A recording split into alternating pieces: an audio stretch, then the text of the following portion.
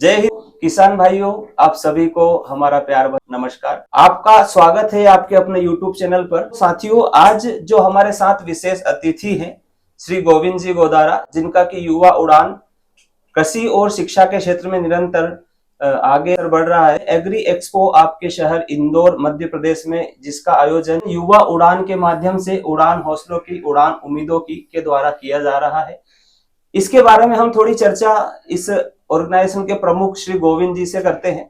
गोविंद जी, आप एक agree activist है जो कि लगातार एग्री एक्सपो आप आयोजित कराते हैं मध्य प्रदेश में, तो उसके संबंध में कुछ जानकारी दीजिए कि एग्री एक्सपो क्या है।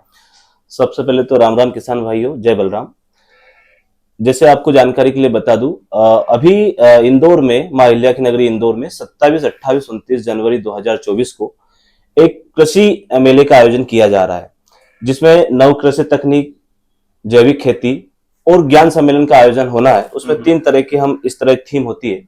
अब बात करें नव कृषि तकनीक की, तो नव कृषि तकनीक में क्या, नव कृषि तकनीक में करें तो आजकल हम देख रहे हैं कि पिछले कुछ समय में एक बहुत बड़ा खेती में बदलाव आया है।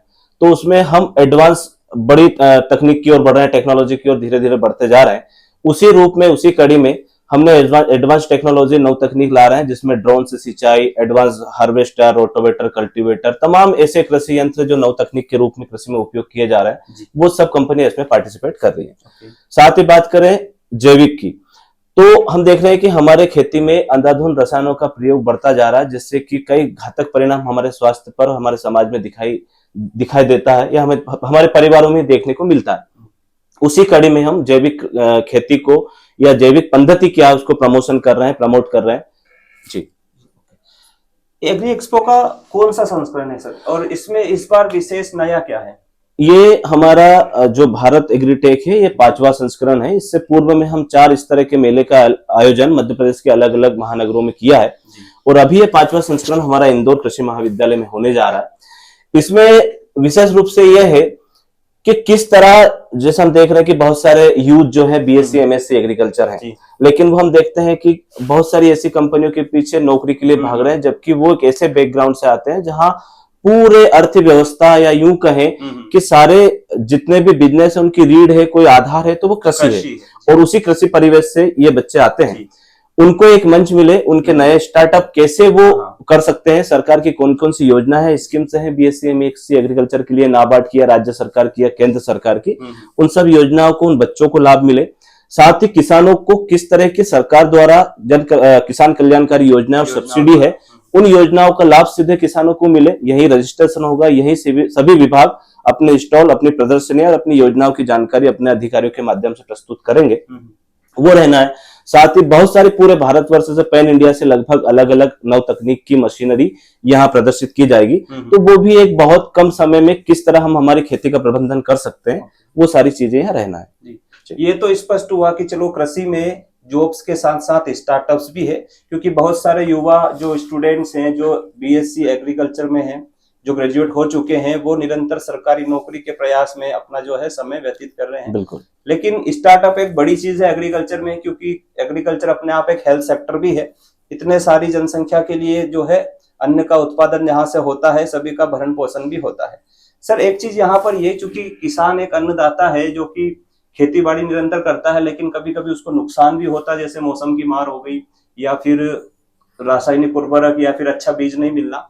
तो क्या यहाँ पर इस एग्री एक्सपो में योजनाओं के माध्यम से या सब्सिडी मिलने से किसान को ये सारी चीजें, जैसे कि फर्टिलाइजर हुआ, सीड हुआ, ये यहाँ से उसकी जानकारी मिल पाएगी? देखिए, हालांकि किसान अपने आप में एक वैज्ञानिक होता है, क्योंकि वो वर्षों से खेती करता आ रहा है, लेकिन जो भारत की कृषि है, चूंकि वो मौसमी आधारित कृषि है, तो प्रकृति पर किसी का प्रबंध या फिर किसी का हस्तक्षेप नहीं कर सकते। लेकिन हाँ, हमारे खेती का प्रबंधन कैसा हो, इससे हम बहुत सारे हमारे खेती में होने जाने वाले नुकसान को बचाया जा सकता है। तो इसके लिए किसानों को यहाँ क्या मिलने वाला है भाई, कि प्रबंधन कैसे करें। तो जो अलग अलग साइंटिस्ट है, कि आजकल हम देख रहे हैं कि बहुत गति से अलग अलग नए बीज या वेराइटीज वैज्ञानिक के द्वारा प्रस्तुत की जा रही है। अलग अलग कृषि विज्ञान केंद्र हुए या फिर अनुसंधान केंद्र हुए, तो नई नई किस्में अनुसंधान की जा रही है। तो वो सारी जो नई नई किस्में हैं वो सारी यहाँ प्रस्तुत करेंगे। वैज्ञानिकों का खेती को लेकर प्रबंधन रहेगा। दूसरा कि किस तरह से चना हो, सोयाबीन हो, गेहूं हो, इनमें किस तरह का पानी दिया जाए, किस तरह का उर्वरक कब दिया जाए, किस तरह का पेस्टिसाइड फंगिसाइड का अटैक कब होता है, उसका स्प्रे कब करना चाहिए, इसको लेकर अलग अलग जो मैंने कहा था कि इसमें नव कृषि तकनीक, जैविक और ज्ञान सम्मेलन, तो ज्ञान सम्मेलन की बात अब करता हूं कि इसमें तीनों दिन अलग अलग कृषि वैज्ञानिकों के लेक्चर रहना है, अलग अलग एक्सपर्ट रहेंगे। भाई वाटर मैनेजमेंट को लेकर अलग रहेगा, सॉइल हेल्थ को लेकर अलग रहेगा, किस तरह छिड़काव हो, कब हो, बीज हमें कौन सा उपयोग करना चाहिए, बुआई किस समय करनी चाहिए और बुआई का सही तरीका क्या है, उसका पूरा यहाँ अलग अलग वैज्ञानिकों के माध्यम से प्रस्तुत और उनका लेक्चर यहाँ रहना है। तो बहुत हेल्प या फिर सहयोग किसानों को इसको प्रबंधन में देखने को या प्रबंधन के रूप में मिलेगा, लाभ मिलेगा। किसानों के प्रशिक्षण के साथ साथ यहाँ पर विभिन्न तकनीकें तो आने वाली है।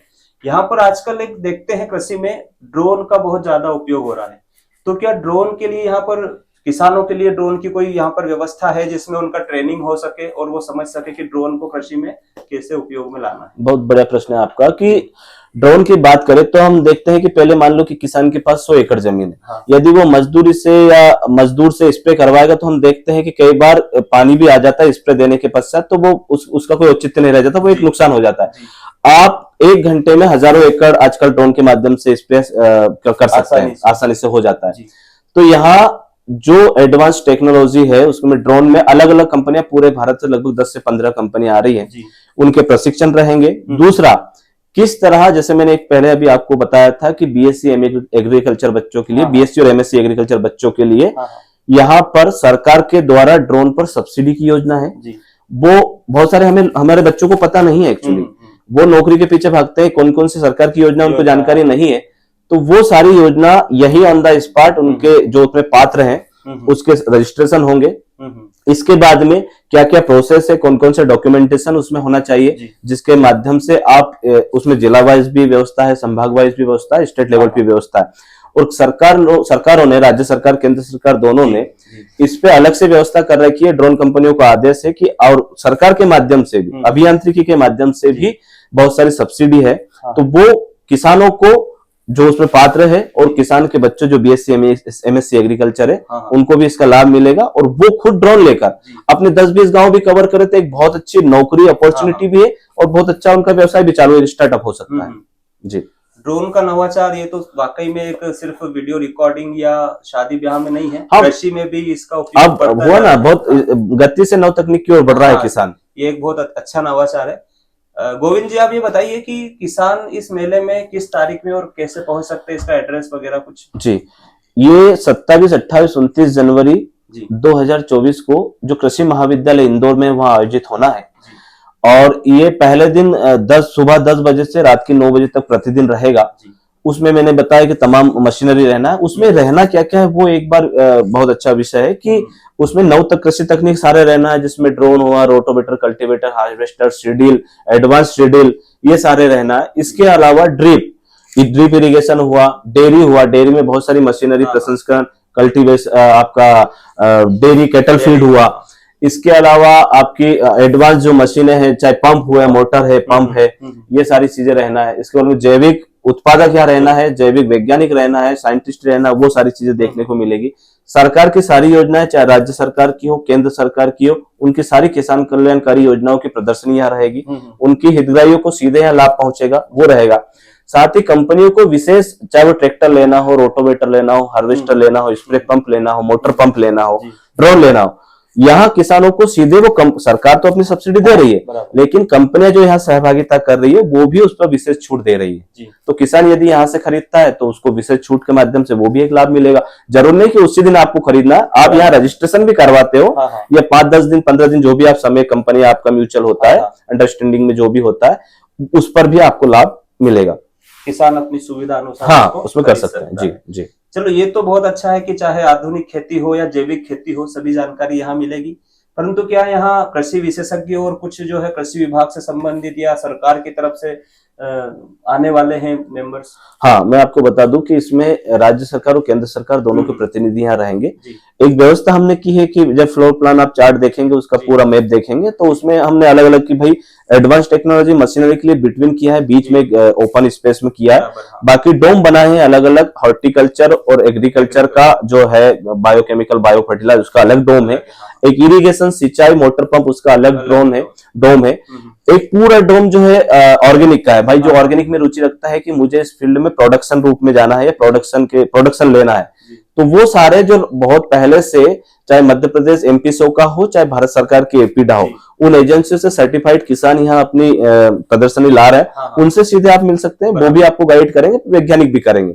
दूसरा, इसमें मध्य प्रदेश शासन के मुख्यमंत्री भी उपस्थित रहेंगे, कृषि मंत्री जी रहेंगे और हायर एजुकेशन मिनिस्टर रहेंगे, और बहुत जल्दी राज्यपाल जी का भी इसमें कंफर्मेशन होना है। तो अंतिम दिन हम इस तरह एक सम्मान समारोह और समापन समारोह के साथ राज्यपाल महोदय भी हमसे जुड़ेंगे। जी। अच्छा, इसमें क्या बहुत बड़े बहुत धन्यवाद।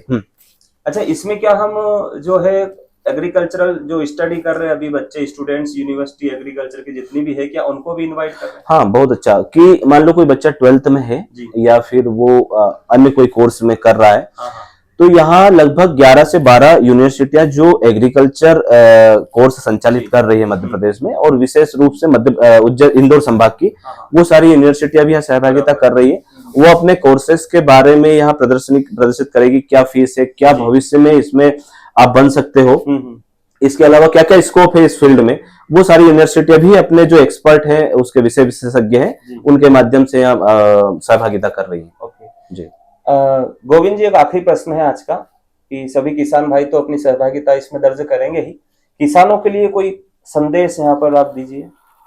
मेरा संदेश और निवेदन दोनों है किसान भाइयों से, क्योंकि इतना बड़ा आयोजन मध्य प्रदेश में अहिल्या की नगरी इंदौर में पहली बार हो रहा है, और मालवा निमाड़ हमारा कृषि संपन्न और कृषि प्रधान क्षेत्र माना जाता है, तो मैं समस्त मालवा और निमाड़ के किसानों के साथ ही संपूर्ण मध्य प्रदेश के किसानों से निवेदन करता हूं कि जो नव कृषि तकनीक, जैविक और कृषि ज्ञान सम्मेलन का आयोजन होना है 27, 28, 29 जनवरी 2024 को कृषि महाविद्यालय में, उसमें अवश्य रूप से सहभागिता करें, ताकि सरकार द्वारा चलाई जा रही योजनाओं का लाभ आपको मिले।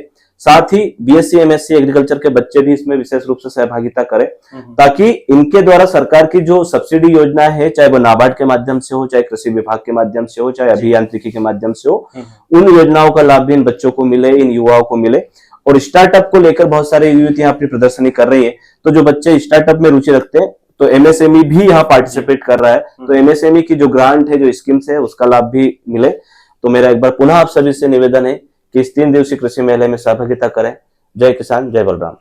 तो सभी किसान साथियों, इस वीडियो को ज्यादा से ज्यादा शेयर करें सभी व्हाट्सएप ग्रुप्स में, अपनी कम्युनिटीज में, ताकि सभी तक इनकी जो विभिन्न योजना है केंद्र सरकार द्वारा, राज्य सरकार द्वारा, या विभिन्न जो स्टार्टअप है, क्योंकि आज एग्रीकल्चर जो है सिर्फ इतना सा सेक्टर नहीं रह गया कि आप बस खेती करें, क्योंकि एग्रीकल्चर एक हेल्थ सेक्टर भी है जो कि काफी तेजी से बढ़ रहा है, इसमें स्टार्टअप्स भी है, बहुत सारी जॉब्स भी है। तो आप सभी इसको अच्छे से शेयर करें और इस एग्री एक्सपो में अवश्य पधारें। धन्यवाद। जय किसान, जय बलराम।